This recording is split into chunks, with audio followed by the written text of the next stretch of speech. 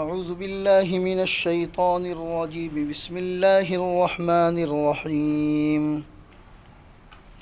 ومن الناس من يجادل في الله بغير علم ولا هدى ولا كتاب منير ثاني عطفه ليضل عن سبيل الله له في الدنيا خزي ونذيقه يوم القيامة عذاب الحريق ذلك بما قدمت يداك وأن الله ليس بظلام للعبيد۔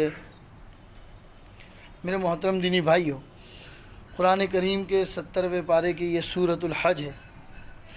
گزشتہ بدھ کی تفسیر میں آپ نے پڑھا کہ اللہ تبارک و تعالیٰ نے کس طریقے سے قیامت کے زلزلے کو بیان فرمایا۔ اس کے بعد فرمایا کہ انسان کس بنیاد پر اللہ تعالیٰ کا انکار کرتا ہے، اللہ کی قدرت کا انکار کرتا ہے۔ حالانکہ وہ انسان اگر اپنی ذات میں غور و فکر کرے گا تو اس کو خدا کی قدرت سمجھ میں آ جائے گی کہ ہم نے کیسے اس کو انسان کو بنایا۔ اس سے پہلی والی آیت کے اندر ہم نے پڑھا کہ ہم نے اس کو بچے ہونے کی حالت میں دنیا میں لائے، ثم لتبلغوا اشدکم، پھر ہم اس کو جوانی تک پہنچاتے ہیں۔ ومنکم من یتوفی، کچھ لوگوں کو ہم لوگ جوانی میں موت دے دیتے ہیں۔ ومنکم من یرد الی ارذل العمر، اور کچھ لوگ وہ ہوتے ہیں جن کو ہم ارذل عمر تک پہنچاتے ہیں، آخری عمر تک پہنچاتے ہیں۔ اس عمر تک پہنچ جاتا ہے لکی لا یعلم من بعد علم شیئا، کہ اس کو یاد ہی نہیں رہتا کہ ابھی تھوڑی دیر پہلے میں نے کیا کام کیا۔ ہم اس عمر تک بھی اس کو پہنچا دیتے۔ قرآن کریم کی اس آیت کی تفسیر میں مسند احمد کے حوالے سے حضرت عبداللہ ابن عباس رضی اللہ عنہ کی روایت بیان کی گئی کہ جب تک بچہ نابالغ ہوتا ہے، وہ جو بھی کوئی اچھا کام کرتا ہے، نیکی کا کام کرتا ہے، اس کا ثواب اس کے والدین کے نامہ اعمال میں لکھا جاتا ہے۔ جب تک بچہ نابالغ ہوتا ہے، معصوم ہوتا ہے، جو بھی اچھا کام کرتا ہے اس کا ثواب اس کے والدین کے نامہ اعمال میں لکھا جاتا ہے، اور اگر کوئی برائی کرتا ہے تو وہ لکھی نہیں جاتی، اس کو تو لکھی ہی نہیں جاتی، اس کے ماں باپ کو بھی نہیں لکھی جاتی۔ اور جب وہ اپنی جوانی کی عمر کو پہنچتا ہے، جب وہ جوانی کی عمر کو پہنچتا ہے تب اللہ تعالیٰ 2 فرشتے اس پر مسلط کر دیتے اور یوں کہتے ہیں کہ اس کے نامہ اعمال لکھنا شروع کرو۔ ساتھ میں یہ بھی کہا جاتا ہے کہ خیال رکھنا میرے اس بندے کا کہ کہیں یہ بھٹک نہ جائے۔ اور پھر وہ اسلام کے ساتھ، اسلام کی تعلیمات کے ساتھ ترقی کرتا ہے، اور 40 سال کی عمر تک جب پہنچتا ہے اللہ اس کو 3 بڑی بیماریوں سے حفاظت فرماتا ہے۔ 3 بڑی بیماریاں فرمائی گئی کہ ایک تو جنون یعنی پاگل پن سے اللہ ایسے بندے کی حفاظت فرماتے ہیں۔ دوسری چیز فرمائی جزام ایک زمانے میں بیماری ہوا کرتی تھی، آج کل تو شاید نہیں پائی جاتی، کہ جس سے انسان کے بدن کا گوشت جو ہے وہ اس کی چمڑی کو چھوڑ دیتا ہے، جزام کی بیماری، وہ بیماری ہوا کرتی تھی، اس سے اللہ حفاظت فرماتے ہیں۔ اور تیسرا برس کی بیماری، جس میں دھبے لگ جاتے ہیں سفید وغیرہ، ایسی بیماریوں سے اللہ حفاظت فرماتے ہیں جب وہ 40 سال کا ہو جاتا ہے۔ جب وہ 50 سال کا ہو جاتا ہے اللہ کی خصوصی رحمتیں اس کی طرف متوجہ ہوتی، اور جب وہ 60 سال کی عمر کو پہنچتا ہے تب اللہ تبارک و تعالیٰ فرشتوں کو فرماتے ہیں کہ اس کی نیکیاں لکھی جائیں اور سیئات سے درگزر کیا جائے۔ اور جب وہ 80 سال کی عمر تک پہنچتا ہے تب اللہ تبارک و تعالیٰ فرماتے ہیں کہ ہماری خصوصی توجہ اس بندے کی طرف ہو۔ اور جس زمانے میں وہ اپنے 90 سال کی عمر تو پہنچتا ہے تب اللہ تعالیٰ فرماتے ہیں نیکی کرتا ہے تو لکھی جائے اور اس کی برائی کو نہ لکھا جائے۔ مسند احمد کے حوالے سے برائی کو اس کو نہ لکھا جائے، اور اپنے خاندان کے کسی بھی آدمی کی اگر وہ سفارش کرتا ہے دعا وغیرہ میں تو اس کی سفارش کو قبول کیا جائے۔ اور اپنی جوانی میں جو بھی عبادت کرتا تھا آج 90 سال عمر ہو جانے کی وجہ سے نہیں کر پا رہا ہے، وہ تمام عبادتوں کا ثواب بغیر کیے اس کے نامہ اعمال میں لکھے جائیں۔ یہ خصوصی اللہ کا کرم بندے کے ساتھ ہوتا ہے جب اللہ اپنے بندوں پر اتنا مہربان ہو اور بندہ پھر بھی اس کی نافرمانی کرے اور اسے یاد نہ کرے تو یہ کتنی بڑی کوتاہی کی بات ہے۔ اسی کو اللہ فرماتے وَمِنَ النَّاسِ مَن يُجَادِلُ فِي اللَّهِ، کچھ لوگ ایسے ہیں جو اللہ کے بارے میں بحثیں کرتے ہیں اور جھگڑتے رہتے ہیں بغیر علم، کچھ معلومات نہیں ہے ان کو، پھر بھی اللہ کے بارے میں جھگڑتے رہتے ہیں۔ ولا ہدن ولا کتاب منیر، نہ ان کے پاس کوئی ہدایت کی چیز ہے نہ کوئی روشن کتاب ان کے پاس ہے، پھر بھی اللہ کے بارے میں جھگڑتے رہتے ہیں۔ ثانی عطفہ، کنارے پر رہتے ہیں، تکبر کرتے ہیں، لیضل عن سبیل اللہ، تاکہ لوگوں کو اللہ کے راستے سے ہٹائے۔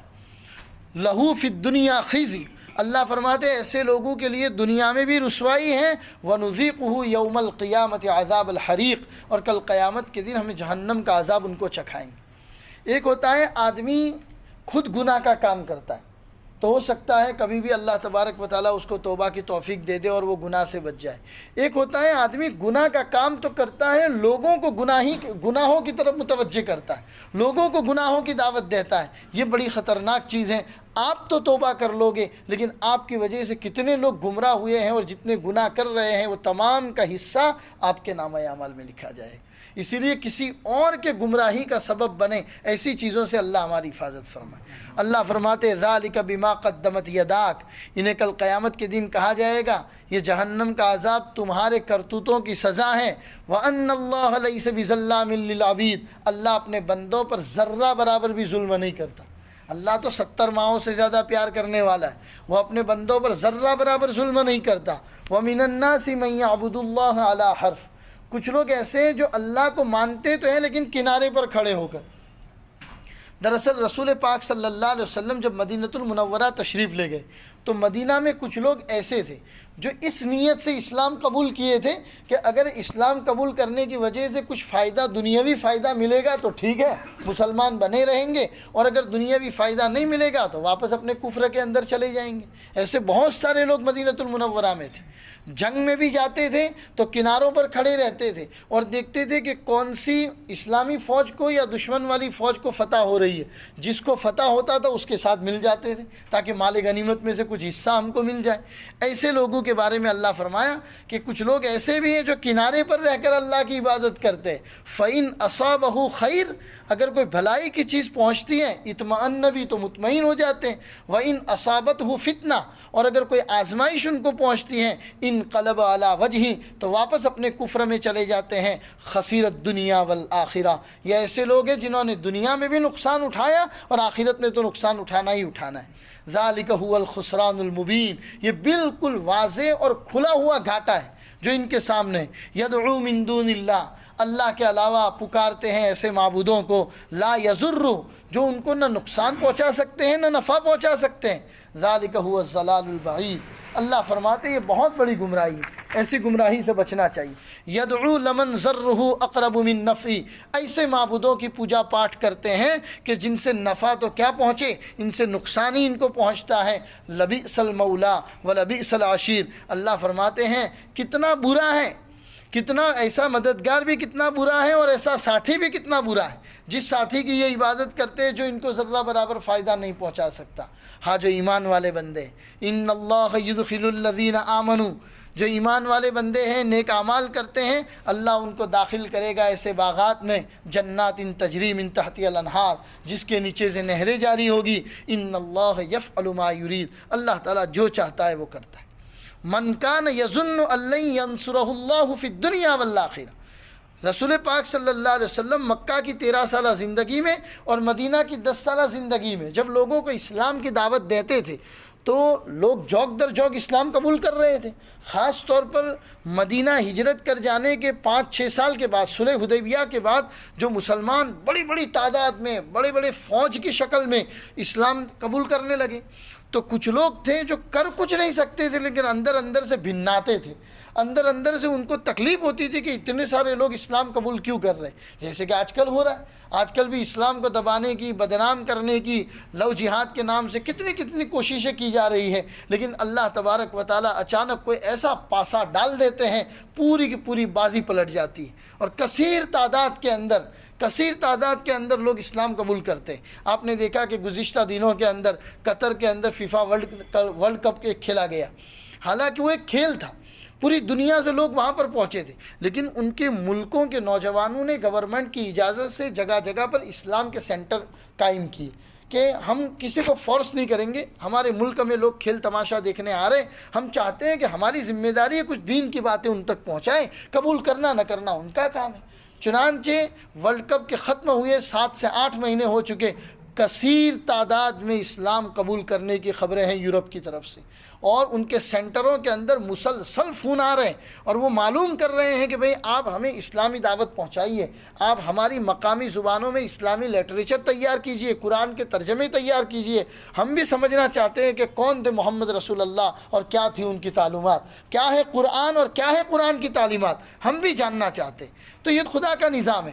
کچھ لوگ اس زمانے میں بھی مدینہ کے اندر سے کوڑتے تھے، تو ان کے بارے میں اللہ نے آیت اتاری ہے کہ جو لوگ یہ چاہتے ہیں کہ اللہ اپنے نبی محمد کی ذرہ برابر مدد نہ کرے تو تم لوگ کر سکتے ہو، فَلْيَمْدُدْ بِسَبَبٍ إِلَى السَّمَاءِ، اپنے گھر سے کوئی رسی لو اور اس رسی کو پھینکو اور آسمان کے اندر جا کر باندھ لو، اور اس رسی کے ذریعے آسمان کے اوپر چڑھ جاؤ، اور جو فرشتہ وہی لے کر آتا ہے اس فرشتے کو وہیں پر روک دو تاکہ نبی کے پاس آئے ہی نہیں۔ ظاہر سی بات ہے، بے بنیاد بات ہے، ایسا کوئی کر ہی نہیں سکتا کہ اپنے گھر سے رسی کو پھینکے اور وہ آسمان کے اوپر چلا جائے۔ اللہ فرماتے ایسا تم سے کچھ نہیں ہو سکتا۔ اگر اس کا دوسرا مطلب عبداللہ ابن عباس نے یہ بیان کیا ہے، تم کچھ نہیں کر سکتے، اگر چاہتے ہو تو رسی کو گلے میں ڈالو اور پھانسی لے لو، تمہارا کچھ ہونے والا نہیں۔ اللہ اپنے نبی محمد رسول اللہ کی مدد کرے گا، اسلام دنیا کے کونے کونے میں پہنچے گا۔ صرف 10 سال کی مدینہ المنورہ کی یہ محنت تھی رسول پاک اور صحابہ کرام کی کہ مدینہ تو مدینہ، پورے جزیرۃ العرب سے اسلام نکل کر باہر ایران تک کی سرحدوں تک پہنچ چکا تھا۔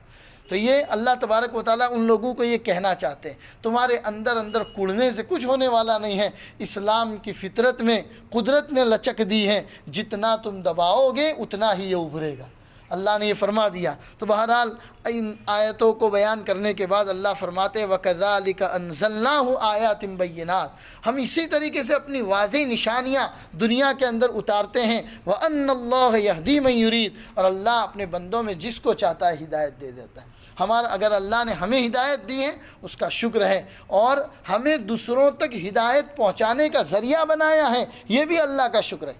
ہم زبان کے ذریعے نہ صحیح تو اپنی باڈی لینگویج سے، اپنے اخلاق سے، کسی کو سلام کر کے، کسی کو اچھے اخلاق پیش کر کے کہ اگر اسلام کی طرف بلاتے ہیں تو یہ اسلام کی دعوت دینے کے برابر ہے۔ اللہ جو بھی ان مضامین کو قرآن کریم میں بیان کیا گیا، ہم سب کو اس پر عمل کی توفیق عطا فرمائے۔ جزا اللہ عنا سیدنا محمد بما هو اہلہ، وصلی اللہ علی النبی الکریم وعلی آلہ واصحابہ اجمعین برحمتک یا رحمن۔